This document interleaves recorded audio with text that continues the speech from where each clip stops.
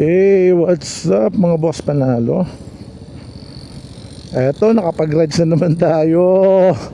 Siyempre, kamit na din natin paboritong NMAX Turbo. Yan nga pala mga boss, matagal kong dinagamit si NMAX Turbo. Mga isang buwan, malamang may isang buwan kong dinagamit si NMAX Turbo. Ngayon ulit mga boss, as usual, nandito tayo sa Baguio. Tayo pupunta ng SM Baguio. Tayo ay may aayusin dokumento. So solo ride na naman tayo, syempre mga boss. Traffic nga lang talaga.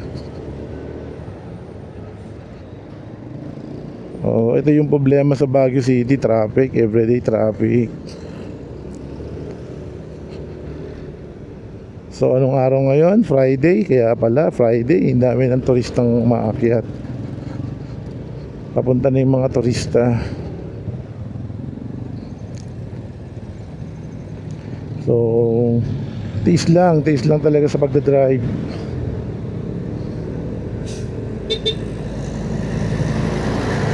Nakalusot din. So medyo okay na yung play ng traffic dito. Hindi gaano.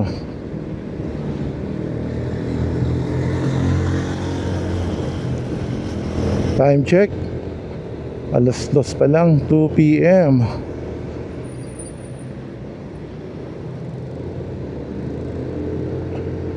Oh, walang gaanong traffic dito, thanks yan. Siya nga pala mga boss, ano? Pag pupunta ka dito sa Baguio, syempre number one, ihanda nyo na yung budget. Dahil nga sabi nga nila malamig daw sa Baguio. Pero sabi ko naman, hindi naman malamig, magastos. Malamig daw sa Baguio pero magastos naman. No, ito totoo yun. Malamig dito sa Baguio pero mas magastos. Dahil dito syempre alam nyo na, parking fee, CR, kailangan mo magbayad ng CR dito pag CCR ka. Sa SM yan, libre. Pero pag nasa Burnham o private place ka, alam mo na, may bayad lahat. But kahit na magastos dito sa Baguio, sulit naman ang pagpunta nyo rito. Tanggal stress. Hindi yung talagang pagpupunta ka sa lugar, di ba, may stress ka dahil sa init. Ito naman alam mo na, Baguio is Baguio. Malamig talaga. Ramdam mo yung simoy ng hangin na malamig. Hindi man ganong humangin, malamig. Lamig-lamig talaga, kaya ayun. Dito tayo. Lusot natin para hindi tayo ma-traffic. At yung dinadaanan ko nga pala, ito yung main road. Main road, dito ka sa may baba, ayan, sa may truck na yan, rotonda yan. So pwede ka rin dumaan dyan. Pag nag right side ka naman, papunta ka na ng Quezon Road. So eto, dito tayo sa may tulay.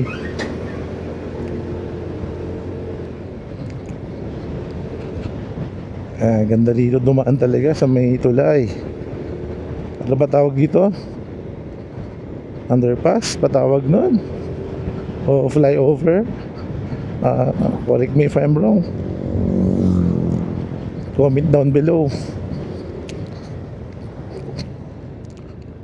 Yan, SM na, malapit-lapit na tayo mga boss.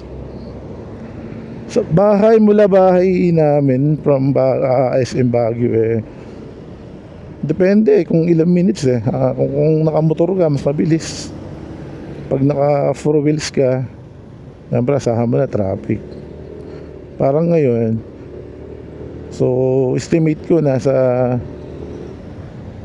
10 minutes na akong nagdadrive papuntang SM Baguio. Mga ganun, mga 10 minutes, maybe 10 minutes, around 10 minutes na sa SM Baguio kami. From sa bahay namin. Ito nyo naman, hari ng kalsada. Jeep. Para ka lang nasa Metro Manila. Ang daming jeep, daming taxi. Ang daming private cars.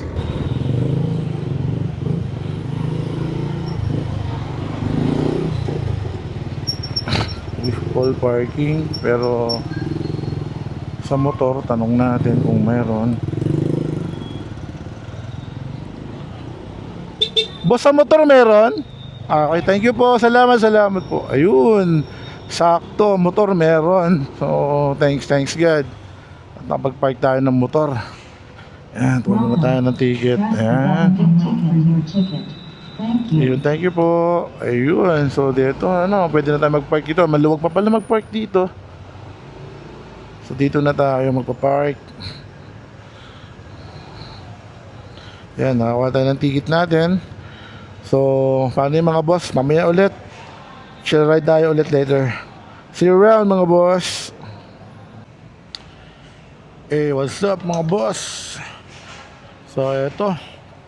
Tayo ay pauwi na. Katatapos lang natin dito sa SM. Pauwi na tayo. Eto, gabi na.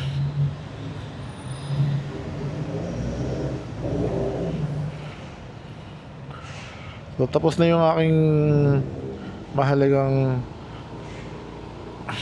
nasikaso dito sa SM. Actually, nagano kami,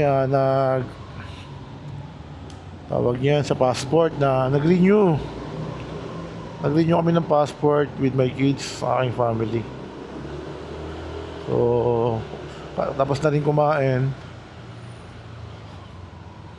Ako naman ngayon pauwi na.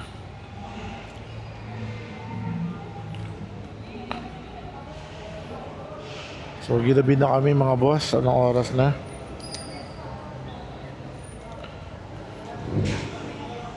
Ginabi na kami.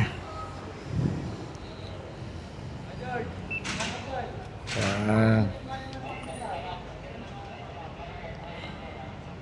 Ano pala? Okay.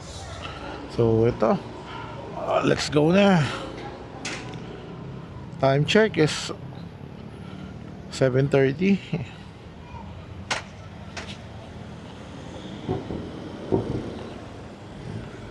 Thanks God at natapos namin maghapon yung aming transaction.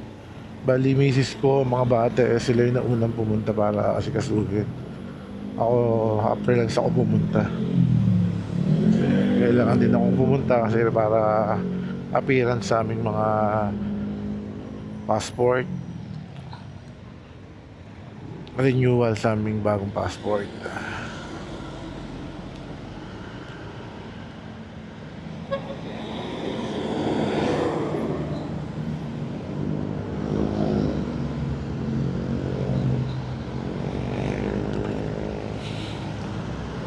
Bibilis nila rito, no? Para bang lagi nakikipagkarerahan sila rito. 30 kph lang naman yung dapat. Ay, buhay.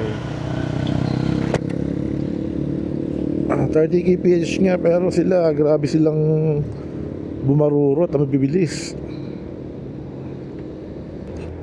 Dito pa rin tayo dadaan sa may tulay, syempre.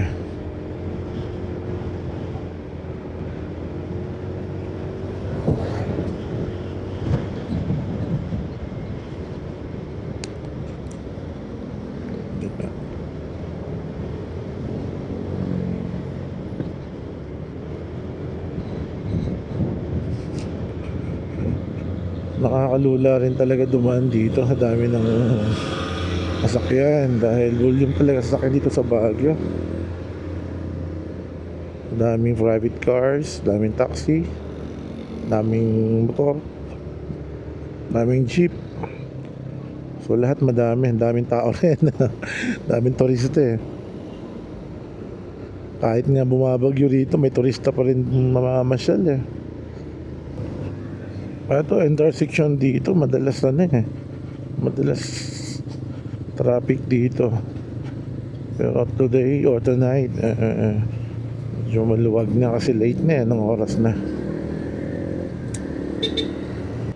Ito yung maganda dito sa Baguio City. Kahit gabing-gabi na rito, hindi boring mamasyal. Kasi marami kang pwedeng puntahan dito. Kung kainan lang naman ang hahanapin mo, nako, napakaraming kainan dito, masarap.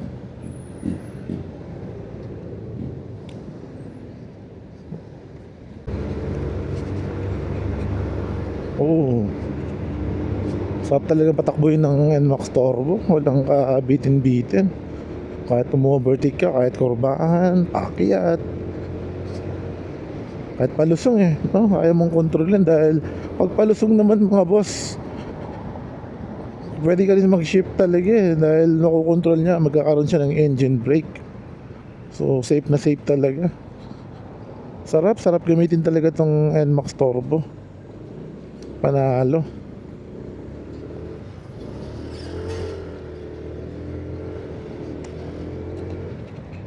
Lakas ng hatak.